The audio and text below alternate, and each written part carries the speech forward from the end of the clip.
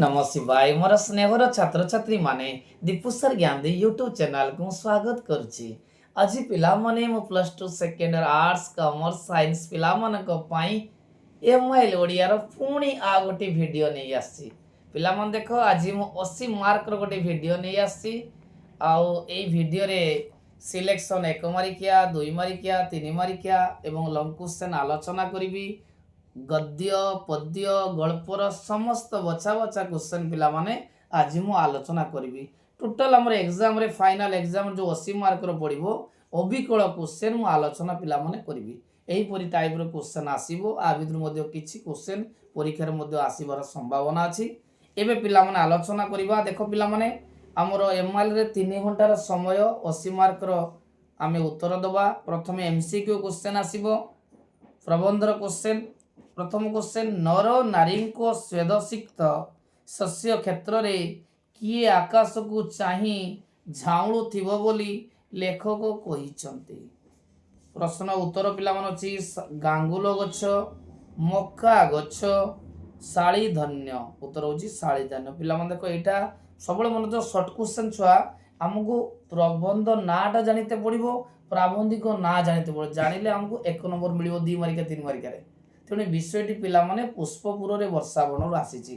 द्वितीय क्वेश्चन कहिछि अतीत उत्कलर मानदंड परि केउ मंदिर दंडायमान।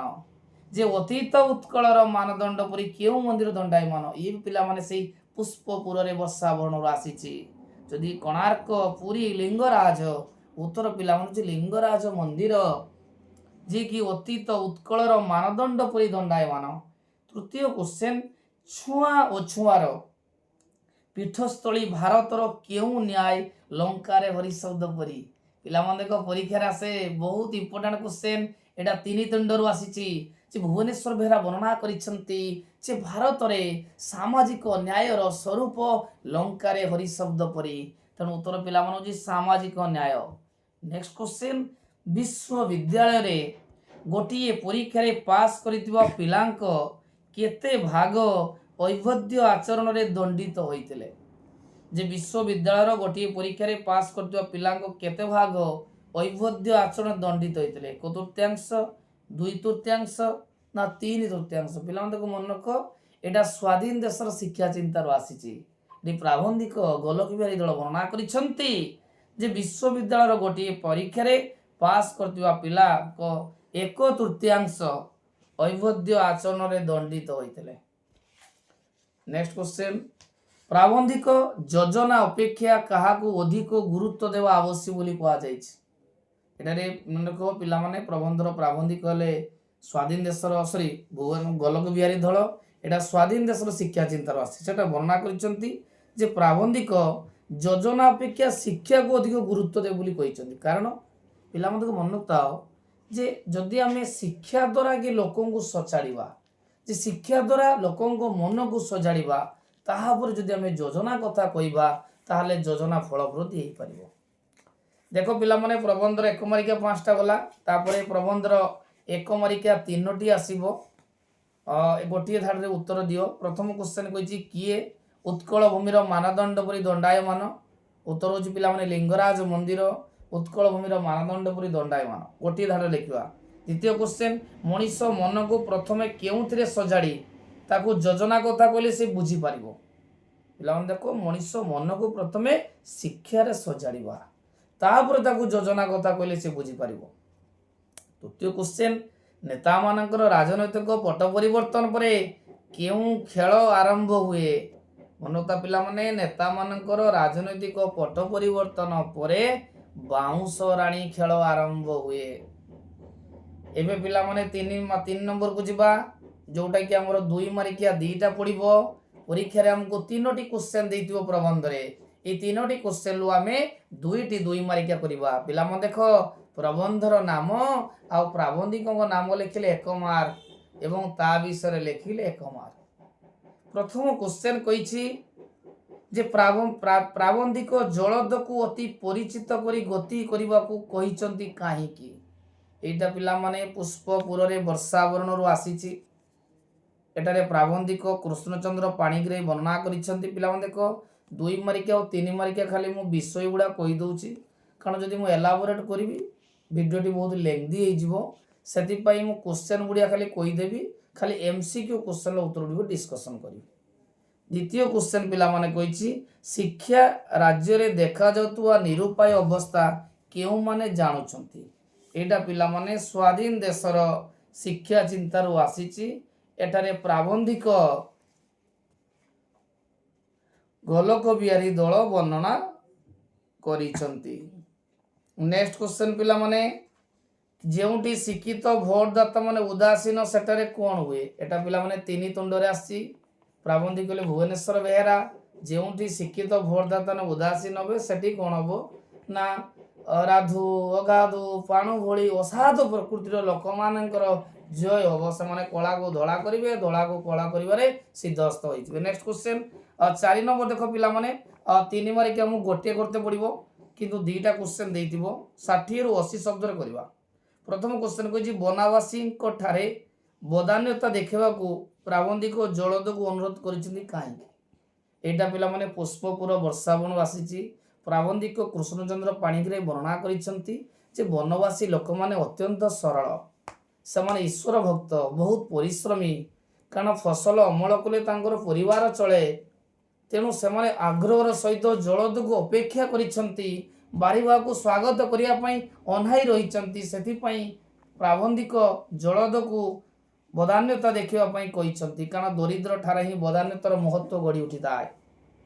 नेक्स्ट क्वेश्चन वर्तमान शिक्षा संपर्क में आउटसाइडर को मत कौन पिला माने एटा आसी को विषय आउटसाइडर स्वाधीन देशर शिक्षा चिंता स्वाधीन देशर शिक्षा चिंतार आसी प्राबंधिक गोलक बिहारी दल वर्णना करिसेंती। देखो 5 नंबर कही लंग क्वेश्चन पिला माने देखो 2टा लंग क्वेश्चन भी बहुत इंपोर्टेंट। 3 तुंडरे छेली किपरि कुकुर रे परिणत होता है पठित प्रबंध लेख पिला माने देखो हमको 2टा लंग क्वेश्चन करते पड़े पिला माने जो 3 तुंडरे आमे 3 तुंडरे आम जदि स्वाधीन देशर शिक्षा चिंता करवा निश्चय गोटे पाइबा।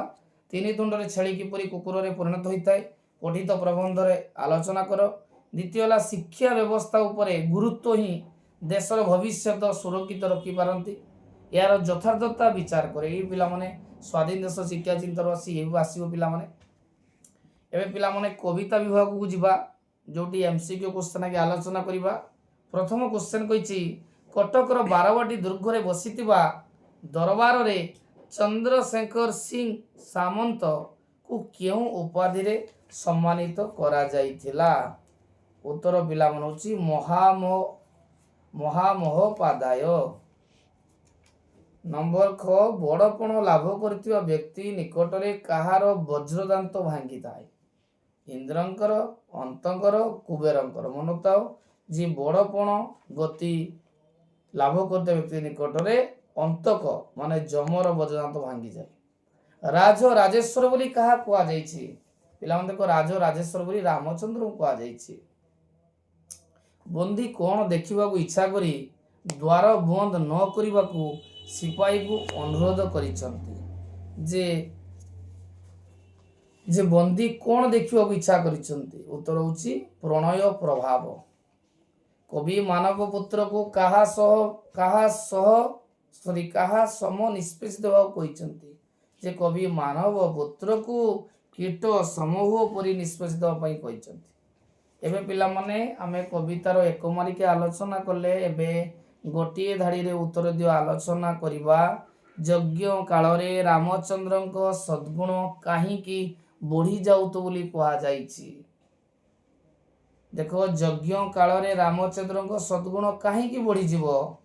उत्तर पिला मनुची यज्ञ काल रे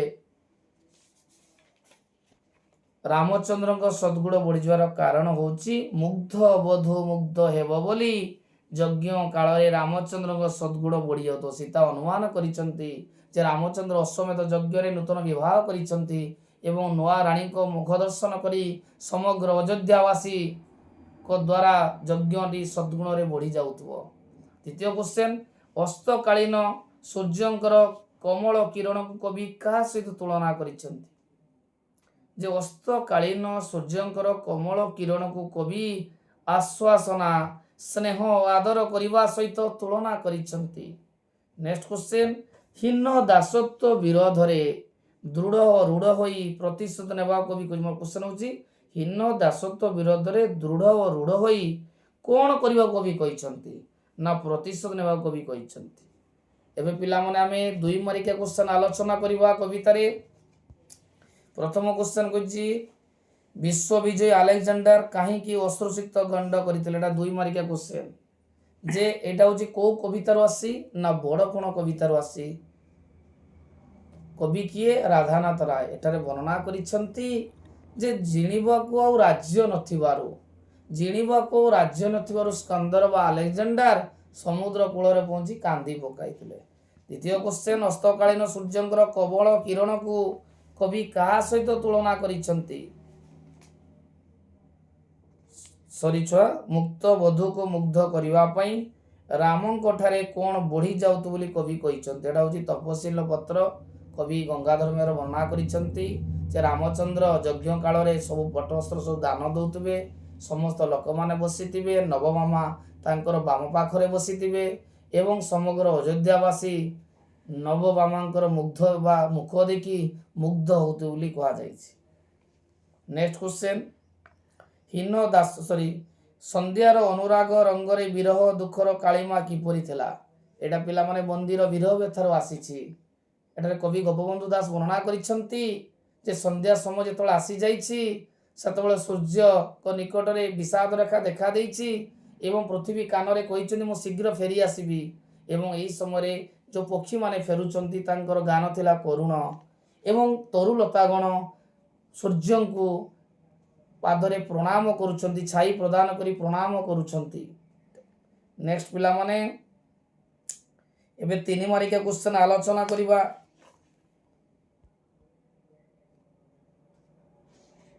3 ମାର୍କିଆ ପିଲାମାନେ ଗୋଟିଏ କ୍ୱେଶ୍ଚନ୍ ପଡ଼ିବ, ରାଜା ଓ ଜମିଦାର ଅର୍ଥ କିପରି ଅପବ୍ୟବହୃତ ହୋଇଯାଉଥିଲା କବି କହିଛନ୍ତି। ଏଇଟା ପିଲାମାନେ ଦେଖ ବଡ଼ପଣ କବିତାରୁ ଆସି କବି ରାଧାନାଥ ରାୟ ବର୍ଣ୍ଣନା କରିଛନ୍ତି ଯେ ଆଜିର ରାଜାମାନେ ତାଙ୍କର ରାଜଧର୍ମ ହେଉଛି ଯେକୌଣସି ଉପାୟରେ ପ୍ରଜାମାନଙ୍କର ଧନକୁ ବୋହି ଆଣିବା ଏବଂ ସେ ଟଙ୍କା ଗୁଡ଼ିକ ନେଇ ଗଣିକା ଓକିଲ ଛାମୁଆକୁ ପୋଷିବା।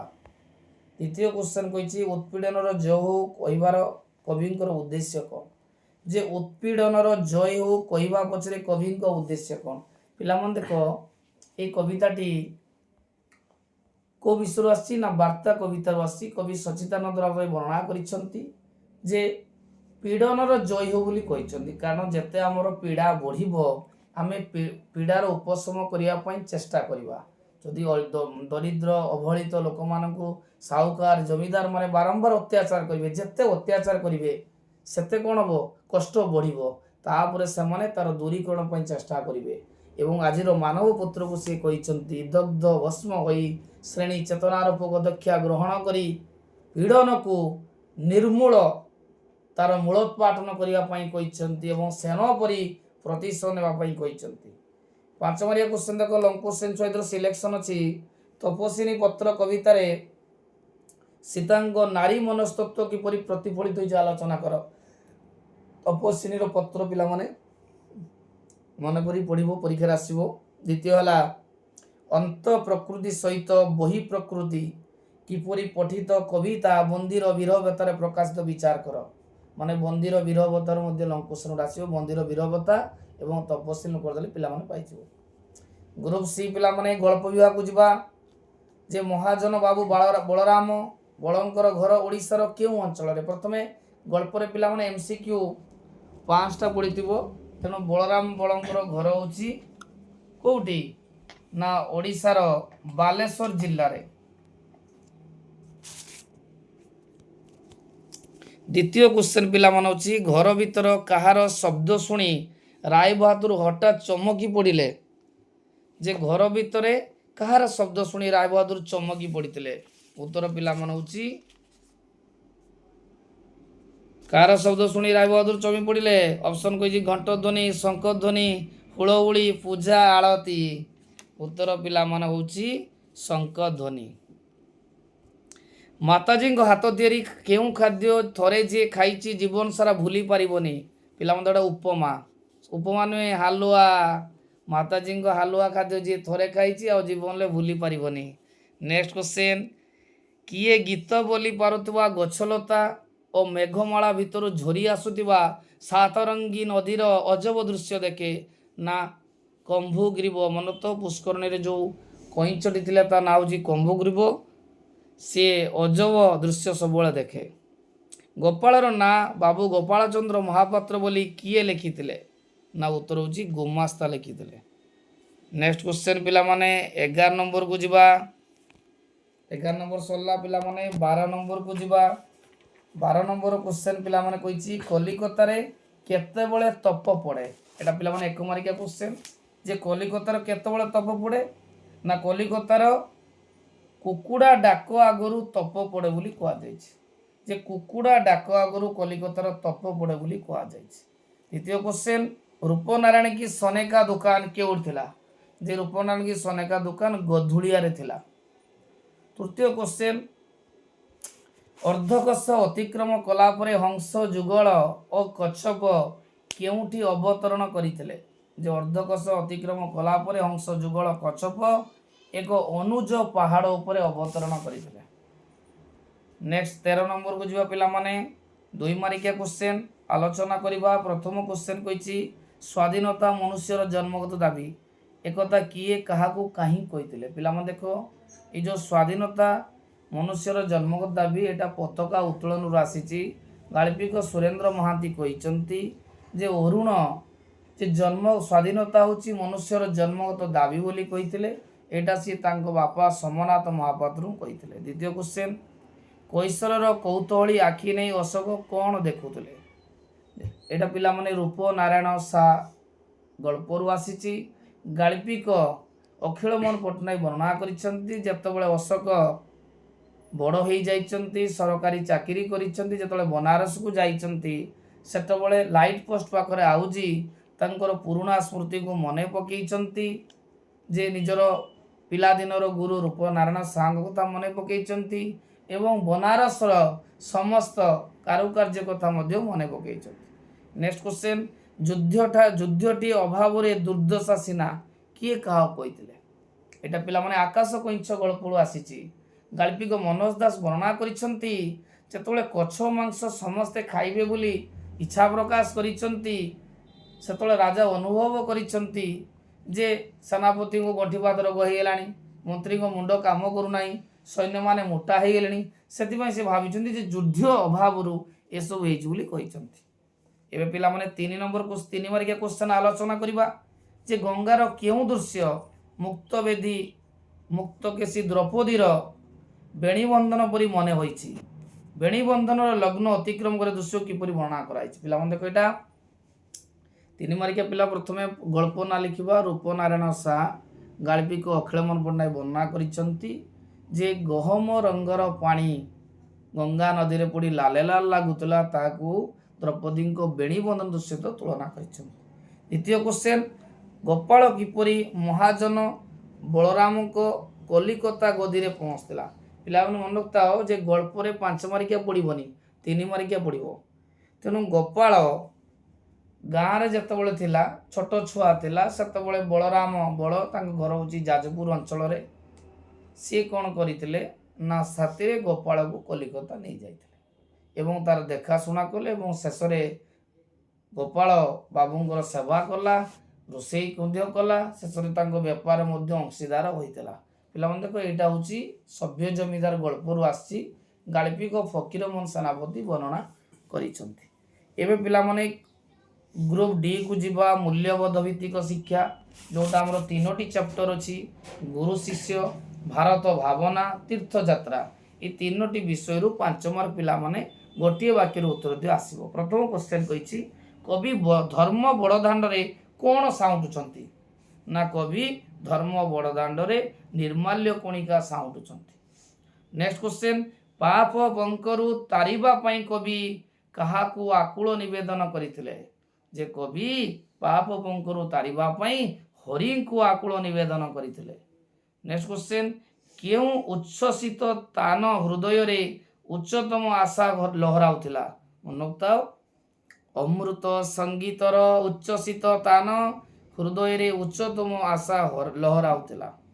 ନେକ୍ସଟ କ୍ୱେଶ୍ଚନ ଘ ସୂର୍ଯ୍ୟ କେତେବେଳେ ହିମାଚଳ ଶିରରେ ହେମରଶ୍ମି ବିଞ୍ଚି ଦିଅନ୍ତି? ଉତ୍ତର ପିଲାମାନେ ଯେ ସୂର୍ଯ୍ୟ ସକାଳେ ଓ ସନ୍ଧ୍ୟା ବେଳେ ହିମାଚଳ ଶିରରେ ହେମରଶ୍ମି ବିଞ୍ଚି ଦିଅନ୍ତି। ଜ୍ଞାନୀ କେଉଁଠାରୁ ମଥା ନତ କରି ଶିକ୍ଷା ଲାଭ କରିଥାଏ? ମନତ ଜ୍ଞାନୀ ଏ ଜଗତର ବିଭିନ୍ନ ବସ୍ତୁଠାରୁ ମଥା ନତ କରି ଶିକ୍ଷା ଲାଭ କରିଥାଏ। 16 ନମ୍ବର କ୍ୱେଶ୍ଚନକୁ ପିଲାମାନେ ଯିବା। 16 ନମ୍ବର ପିଲାମାନେ ଦେଖ ସର୍ଜନାତ୍ମକ ରୂଢ଼ି ଦେଇଛି। ସିଲେକ୍ସନ ପିଲାମାନେ ହେଉଛି ଖତ ଗଦାରେ ପଦ୍ମ। 4 ମାର୍କିଆ ଗୋଟେ ସର୍ଜନାତ୍ମକ ରୂଢ଼ି ପଡ଼ିବ। ଉପର କେଡ଼େ ସୁନ୍ଦର ଭିତର ପୋଡ଼ା ଅଙ୍ଗାର। ଚାଟ ଭାଟ ଘର ପୁଅ ଭାଟ। ଦେଖ ପିଲାମାନେ 4 ମାର୍କିଆ ଗୋଟିଏ ପଡ଼ିବ, ତା ବଦଳ ଗୋଟେ ପ୍ୟାସେଜ ଦେଇଥିବ, ବଡ଼ ପ୍ୟାସେଜ ଦେଇଥିବ, ସମାରି ଦେଇଥିବ। ତାଙ୍କୁ ଆମେ ଦେଖ ସ୍କ୍ରୋଲ କରିଦେଉଛି ପିଲାମାନେ, ଦେଖ ବହୁତ ବଡ଼ ପ୍ୟାସେଜ ଦେଇଛି। ତାକୁ ଆମେ କ'ଣ କରିବା? 1/3 କରିବା, ମାନେ 3 ଭାଗରୁ ଭାଗେ କରିବା। ତାପରେ ଏବେ ଦରଖାସ୍ତକୁ ଯିବା ପିଲାମାନେ। ଦରଖାସ୍ତ ପତ୍ର ଲିଖନକୁ ଯିବା। 5 ମାର୍କ ପରୀକ୍ଷାରେ ପଡ଼ିବ। ସିଲେକ୍ଟିଭ ରହୁଛି ତୁମ ଜନ୍ମଦିନ ଉତ୍ସବରେ ଯୋଗ ଦେବା ନିମନ୍ତେ ଅତରଙ୍ଗ ବନ୍ଧୁକୁ ପତ୍ରଟିଏ ଲେଖ। ଆଉ ଗୋଟେ ପଡ଼ିବ ନିଜ ଚିକିତ୍ସା ପାଇଁ ଆର୍ଥିକ ସହାୟତା ନିମନ୍ତେ ମୁଖ୍ୟମନ୍ତ୍ରୀଙ୍କ ନିକଟକୁ ଆବେଦନ ପତ୍ର। ଏବେ ପିଲାମାନେ ଆମେ ଗ୍ରାମାରକୁ ଯିବା।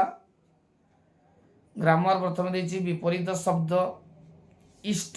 ପିଲାମାନେ ଦେଖ ଇଷ୍ଟର ବିପରୀତ ହେଉଛି ଅନିଷ୍ଟ। ଏଟା ହେଉଛି ନମ୍ବର ଡି ଅଛି, ଅନିଷ୍ଟ। ନେକ୍ସଟ କ୍ୱେଶ୍ଚନ କୀର୍ତ୍ତି। ଯଦି କୀର୍ତ୍ତିକୁ ଆମେ ଯିବା ତାର ବିପରୀତ ହେଉଛି ଅପକୀର୍ତ୍ତି। ଶୁଦ୍ଧ ବନାନକୁ ଛୁଆଯିବା। ଦେଖ ଅନ୍ଧୁଣି ଦେଇଛି, 4ଟି ବନାନ ଦେଇଛି ଅନ୍ଧୁଣିର, କିନ୍ତୁ ଏ ଉତ୍ତରଟା ଠିକ ଅଛି ଅନ୍ଧୁଣି। ତାପରେ ଛୁଆ ବାହ୍ୟ, ବାହ୍ୟ, ବାହିକ, ବାହିକି, ଆ ଭିତରେ କୋଉଟା ଠିକ ହବ? ନା ବାହ୍ୟଟା ଠିକ ହବ। ବରାକାର ବା ହରିୟ ଫଳା ବି ଅପସନ। ବର୍ତ୍ତମାନ ରୂଢ଼ି କି ପିଲାମାନେ ଯିବା। 3ଟି ଆମ ରୂଢ଼ି ପଡ଼ିବ। ଯେ ଗୋଡ଼ ଟେକି ବସିବା, ରୂଢ଼ିର ଅର୍ଥ କ'ଣ? ଗୋଡ଼ ଟେକି ବସିବା, ତାହେଲେ ବାହାଘର ହେଇଯିବ, ଯିବ ଶାଶୁଘରକୁ। ଆଉ ତାର ଅର୍ଥ ହେଉଛି ପ୍ରସ୍ତୁତ ହେଇ ରହିବା। ସିଂହ ପରି ଝୁଞ୍ଜିବା, ଏଇଟା କି ପ୍ରକାର ରୂଢ଼ି? କ୍ରିୟାହୀନ, କ୍ରିୟାଯୁକ୍ତ, ତୁଳନାତ୍ମକ। ଉତ୍ତର ହେଉଛି ତୁଳନାତ୍ମକ। ଅକଲ ଗୁଡ଼ୁମ କେଉଁ ପ୍ରକାର ରୂଢ଼ି? କ୍ରିୟାଯୁକ୍ତ, କ୍ରିୟାହୀନ। ଉତ୍ତର ହେଉଛି କ୍ରିୟାହୀନ। ଏକ ପଦରେ ପ୍ରକାଶ କର ପିଲାମାନେ। ଜାତ ହୋଇନାହିଁ ଅଜାତ ଶତ୍ରୁ ଯାହାର। ଉତ୍ତର କହିଦେଲି, ଜାତ ହୋଇନାହିଁ ଶତ୍ରୁ ଯାହାର ହେଲା ଅଜାତ ଶତ୍ରୁ। ପାନ କରିବାକୁ ଇଚ୍ଛା କରେ ଯିଏ ପିପାସୁ। ପରସି ପି ପରାକରେ ପା ଦନ୍ତେଶରେ ହର୍ଷ ଉଷ। ବର୍ତ୍ତମାନ ଦେଖ ସମଚାରିତ ଶବ୍ଦ ଦ୍ୟୁତ। ଦ୍ୟୁତ ହେଲା ଗୋଟେ ପୋଷାକଳ, ଆଉ ଗୋଟେ ଦୂତ ହେଉଛି ଚର। ସୂଚୀ ହେଲା ତାଲିକା ବା ଛୁଞ୍ଚି, ଆର ସୂଚୀ ହେଲା ପବିତ୍ର। ପିଲାମାନେ ଦେଖ ବର୍ତ୍ତମାନ ମୁଁ 80 ମାର୍କର ସମସ୍ତ କ୍ୱେଶ୍ଚନ ଗୁଡ଼ିକ ଆଲୋଚନା କଲି। ନିଶ୍ଚୟ ପରୀକ୍ଷାରେ ତୁମ ପାଇଁ ଏଇଟା ଉପଯୋଗୀ ସାବ୍ୟସ୍ତ ହେବ। କ୍ୱେଶ୍ଚନ ପ୍ୟାଟର୍ନ ତା ସହିତ ବିଭିନ୍ନ ସିଲେକ୍ସନ ଟାଇପର କ୍ୱେଶ୍ଚନ ଆଲୋଚନା କଲି। ଏଇ ଟାଇପ୍ରେ ପରୀକ୍ଷାରେ ପିଲାମାନେ ଆସିବ। ଯଦି ଭିଡ଼ିଓଟି ପିଲାମାନେ ଭଲ ଲାଗିଥାଏ ନିହାତି ଲାଇକ୍ କରିବ, ଚ୍ୟାନେଲକୁ ସବସ୍କ୍ରାଇବ କରିବ ଏବଂ ସାଙ୍ଗମାନଙ୍କୁ ସେୟାର କରିବ। ପିଲାମାନେ ମନେ ରଖିଥାଅ ଦୀପୁ ସାର୍ ଜ୍ଞାନୀ ୟୁଟ୍ୟୁବ ଚ୍ୟାନେଲରେ MIL ଏକ୍ଜାମ 2026 ପ୍ଲେଲିଷ୍ଟରେ ମୁଁ ବହୁତ ଭିଡ଼ିଓ ଛାଡ଼ିଛି, ଯାହାକି ନିଶ୍ଚୟ ଟିକେ ୱାଚ୍ କରିବ। ନିହାତି ତୁମ ପରୀକ୍ଷାରେ ନିଶ୍ଚୟ ଏଇଟା ଉପଯୋଗୀ ସାବ୍ୟସ୍ତ ହେବ।